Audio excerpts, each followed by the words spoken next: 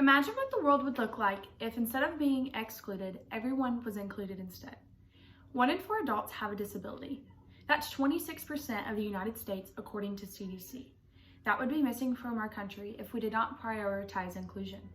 While inclusion has come a long way in the last century, there are still gaps that need to be fixed to make our country, our state, our city, even our college more inclusive for people who have a disability.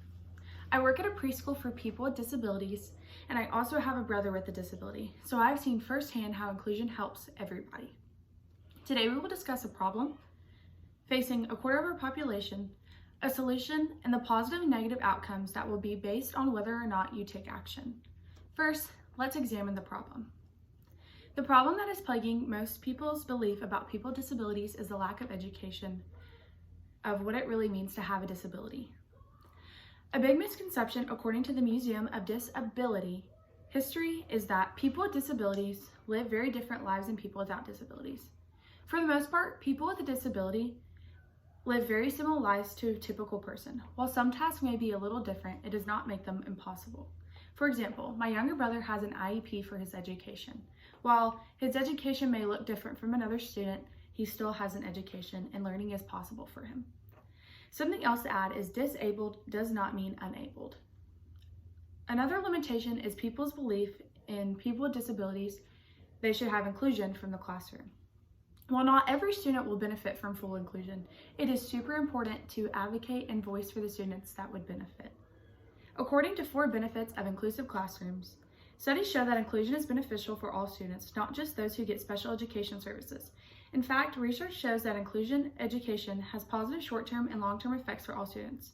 If there are studies proving that this is important, this is something that we really need to be advocates for and push for a lot. A quote that I really like that clears these misconceptions is from an article called Myth and Misconceptions About Disability. Together we rock.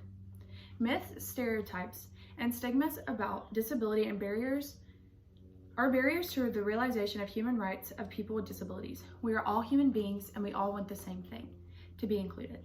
Now, spinning off of that, a step towards becoming more inclusive can begin with you, and this is becoming an advocate. We need to fight for inclusion in the classrooms and change our vocabulary. In order to become more inclusive, we need to be advocates for full inclusion classrooms. And over the past 40 years, inclusion has increased drastically in the classroom. However, classes for students with special needs are always the most referred things for families who are coming to schools and exploring the education for their student. However, this should not be the case because we see how research shows that inclusion for everybody benefits everybody. So when students and families come to a principal, the first option shouldn't be, oh, well, let's put your student in this classroom.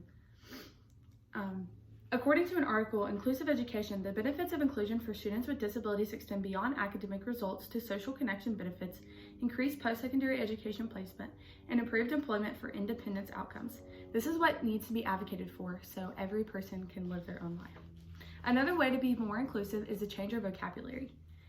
That can begin with first people language. First person language or first people language is putting the person before their disability. So instead of saying he's handicapped or he has a brain injury, you instead would say this is a person who has a brain injury or this is a person who uses a wheelchair. Another way to change your vocabulary is to stop saying the R word. The article, The Use of the R Word and Why It's a Problem, discusses how the R word further stigmatizes people who have a disability because the original meaning has been changed time again and time again.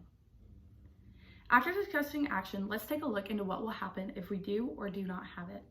The world will become more inclusive by supporting these 2 things discussed above. Making our environment more inclusive, students will be able to benefit from that. As well, it can enhance the lives of people with disabilities by giving them the same opportunities as people who do not have one, such as job increase, education, and equality. Without your effort to advocate for inclusion, the world will become less resilient. The definition of resilient is able to withstand or recover quickly from difficult conditions. This word is perfect to describe people with disabilities, and without having an environment that accepts differences, we lose the best example of inclusion. We cannot all operate without our differences. We lose diversity. What I want you to leave here today and do is to have a new perspective about people with disabilities. I hope you know that people who have a disability want and need the same thing as people who do not, to be accepted and included. The best way you can support them is to advocate for better school systems and change your vocabulary. To do more, you can donate to the following: Autism Women's Network, Special Kids Therapy and Nursing Center, the Able Fables, or Special Books by Special Kids. Thank you. And here's my shirt.